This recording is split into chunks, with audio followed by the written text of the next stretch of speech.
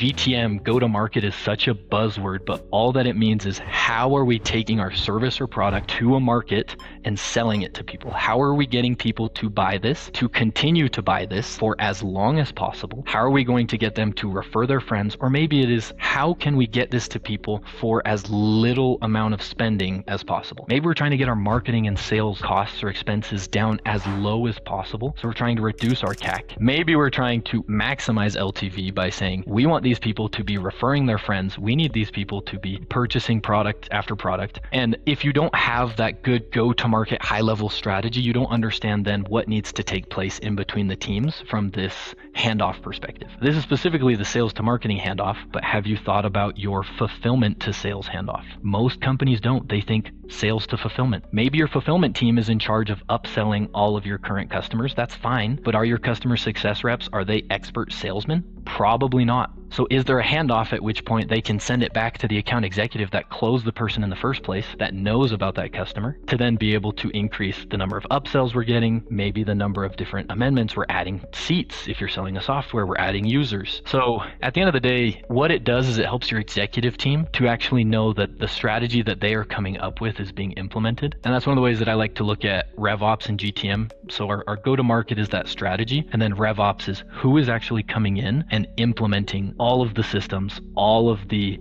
handshakes, the handoffs, the relationships, who is coming in and telling the different teams and departments what they need to do so that our strategy will actually be executed. Because most of the time that strategy just stays in those meetings. The sales president, the marketing president go back to their teams and they continue focusing on that, which they have been, because they don't have the bandwidth or they don't have the mindset to think this way. RevOps will come in and look at this. How can we do everything in our power to actually ensure that this strategy is going into effect? What changes need to take place to the infrastructure of our team, of our company? What do we need to do to change the expectations of our employees? Change management is a real thing. Your sales reps probably are not going to be just ecstatic when you tell them, hey, you have to click a button on all of these people that are being disqualified. It depends on how you word it. If you say, hey, you now have to do extra work every time you want to send someone back to marketing, they're going to say, great, I'm not doing that. But if you say, we are going to implement a button in the top right corner of your screen that says back to marketing, and every time you want somebody to stay in our ecosystem, in our pipeline, but they're not ready to buy right now, you click that button, you fill out 2 fields, and then in the future, if that person is qualified, they will come back into your pipeline for you to continue selling to them. They'll say, awesome, great, that just made my life easier. So our perspectives matter a lot. The culture of our business matters a lot, and we have to be willing to change those expectations. We have to be willing to change that culture so that we can implement better, more efficient systems that at the end of the day will really generate more revenue and will help our company to grow. And this is just one of those examples of something that, like I said, 99% of businesses that I have worked with do not even think about this handoff. But it is something that can so greatly increase the amount of revenue that comes in the door from every single one of the leads you have already acquired. And that really at the end of the day is, are we going to focus on trying to just acquire new leads? Yes, we're not stopping doing that top of funnel. But what are we doing about the people who have already